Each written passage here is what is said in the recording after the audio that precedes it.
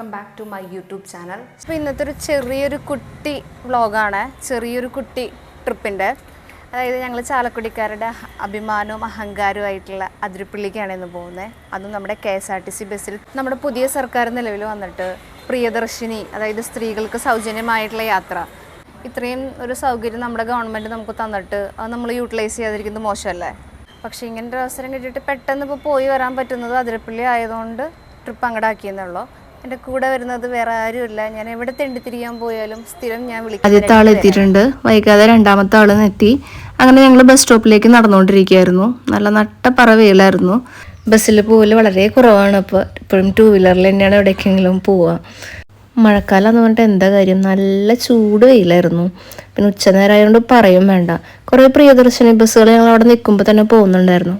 അതാ ഞങ്ങളുടെ ബസ് എത്തി. അങ്ങനെ അവസാനം ഞങ്ങൾക്കും കിട്ടി ഒരു ഫ്രീ ബസ് യാത്ര. ഭൂരിഭാഗവും ബസ്സിൽ സ്ത്രീകൾ തന്നെയായിരുന്നു, പുരുഷന്മാർ വളരെ കുറച്ചുണ്ടായിരുന്നുള്ളൂ. അങ്ങനെ ഞങ്ങൾ കാടിറങ്ങി തുടങ്ങി. അതിരപ്പള്ളിയുടെ ഈ ഒരു പോർഷൻ, അതായത് ഈ ഫുൾ മരങ്ങൾ നിറഞ്ഞ് 2 സൈഡിലും മരങ്ങൾ, നടുക്കൂടെ റോഡ്, അതിൽ കൂടെ പോകുന്നൊരു ഫീല് വേറെ ഒന്ന് തന്നെയാണ്. ഞങ്ങൾ ഫസ്റ്റ് ടൈമാണ് കേട്ടോ അതിരപ്പള്ളിക്ക് ബസ്സിന് പോകുന്നത്. എപ്പോഴും ഒന്നില്ലെങ്കിൽ കാറിനോ അല്ലെങ്കിൽ 2 വീലറിനോ എപ്പോഴും പോകുന്നത്.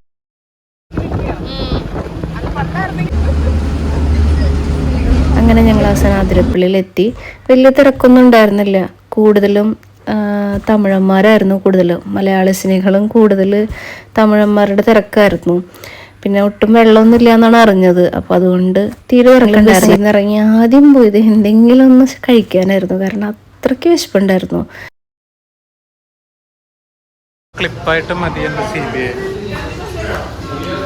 ഒരുപാട് സാധനങ്ങളൊന്നും ആ കടയിലുണ്ടായിരുന്നില്ല. അതുകൊണ്ട് 2 പഴംപൊരിയും 2 ബജിയിലും ഒരു ചായയിലും ഒതുക്കി ഞങ്ങൾ ഇറങ്ങി. ആദ്യം ഭക്ഷണം, അത് കഴിഞ്ഞിട്ടുള്ളൂ വേറെ എന്തെങ്കിലും.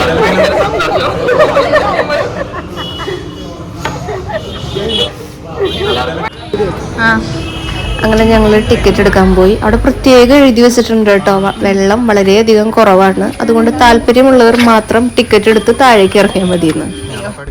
അങ്ങനെ ഞങ്ങൾ പതുക്കെ വിശേഷങ്ങളൊക്കെ പറഞ്ഞ് പതുക്കെ നടക്കാൻ തുടങ്ങി. അത്യാവശ്യത്തിന് നല്ല വെയിലും അതുപോലെ നല്ല രീതിയിൽ ചൂടും ഉണ്ടായിരുന്നു.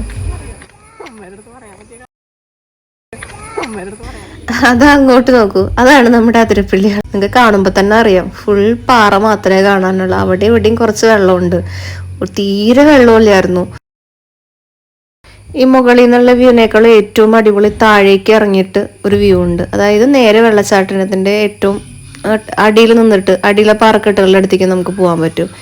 ഞങ്ങൾ അങ്ങോട്ട് പോകാമെന്ന് വെച്ചിട്ട് തന്നെയാണ് ഇറങ്ങിയത്. മുൻപും വരുന്ന സമയങ്ങളിലൊക്കെ ഞങ്ങൾ ഈ വഴി കൂടെ തന്നെയാണ് പോകാറുള്ളത്. ഇറങ്ങാൻ കുറച്ച് വലിയ പ്രശ്നമില്ല, പക്ഷെ തിരിച്ച് കയറാൻ നല്ല ബുദ്ധിമുട്ടാണ്. ഫുള്ള് ഇതുപോലെ കല്ലിട്ട വഴികളാണ്. ഇതാണ് അവിടെ നിന്നുള്ള വ്യൂ. ഏകദേശം ഈ അറ്റം തൊട്ട് അറ്റം വരെ ഫുൾ മഴക്കാലത്ത് വെള്ളം ഉണ്ടായിരുന്ന അതിരപ്പള്ളി ഇപ്പോൾ കറക്റ്റ് ഒരു വേനൽക്കാലത്തെ എഫക്റ്റ് മാത്രം, ഒരു ചെറിയൊരു സൈഡിൽ കൂടെ മാത്രമേ കുറച്ച് വെള്ളം മാത്രമേ പോകുന്നുണ്ടായിരുന്നുള്ളൂ. അപ്പോൾ ആരെങ്കിലും അടുത്തെങ്ങാനും അതിരപ്പള്ളിക്ക് വരാൻ ഉദ്ദേശിക്കുന്നുണ്ടെങ്കിൽ ഇതാണ് അതിരപ്പള്ളിയുടെ അവസ്ഥ. ഇത്രയും വെള്ളം ആകെ അവിടെ ഉള്ളൂ. അപ്പോൾ ദൂരേതൊക്കെ ആരെങ്കിലും വരുന്നുണ്ടെങ്കിൽ തൽക്കാലത്തേക്ക് ഇപ്പോൾ വരാതിരിക്കുകയാണ് ഏറ്റവും ബെറ്റർ. ഏറ്റവും ഹൈറ്റ് കൂടിയൊരു പാറയാണ് അത്. ഇതിൽ കയറി അവിടെ വരെ എത്താൻ ഞങ്ങൾ കുറച്ച് ബുദ്ധിമുട്ടി. അതുപോലെ തന്നെ ഇറങ്ങാനും നല്ല ബുദ്ധിമുട്ടായിരുന്നു. പക്ഷേ കഴിയുന്നതിന് ഓരോരുത്തർ ഇറങ്ങുന്നതിനനുസരിച്ച് കയറാനും അവിടെ ക്യൂ ആയിരുന്നു ആൾക്കാർ.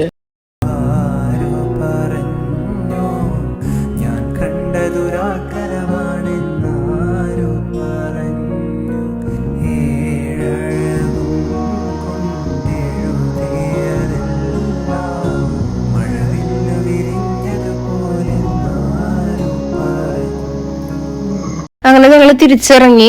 അവിടെ നിന്ന് ഇറങ്ങുമ്പോൾ തന്നെ ഏകദേശം 5 മണിയായിട്ടുണ്ടായിരുന്നു. ഇനി ഇവിടെ നിന്ന് ഇറങ്ങി താഴെ എത്തി കഴിയുമ്പോൾ ഏകദേശം ഒരു 5:30 ആവും. ഇവിടേക്ക് വരാനായിട്ട് ഇറങ്ങിയ പോലെയല്ല, മുകളിലേക്ക് ഫുൾ കയറ്റമാണ്. നമ്മൾ വയ്യാണ്ടാവും ശരിക്കും. അപ്പോൾ നിങ്ങൾ വിചാരിക്കേണ്ട വൈകിയ പിന്നെ ഇതിനെ ഈ പാടിന് പോയിരുന്നു. അങ്ങനെയല്ലല്ലോ, നമുക്ക് ഡെയിലി ജോലിയും വീടൊക്കെ ആയിരിക്കുമ്പോൾ എന്തെങ്കിലും ഒരു അഡ്വഞ്ചർ എന്റർടൈൻമെന്റ് ഒക്കെ ഇടയ്ക്ക് വേണ്ടേ.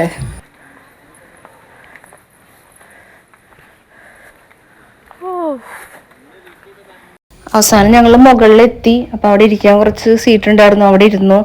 ആളുകളെല്ലാം കിതച്ചിട്ടാട്ടോ വരുന്നത്, കാരണം അത്രയും വലിയ കയറ്റങ്ങളാ.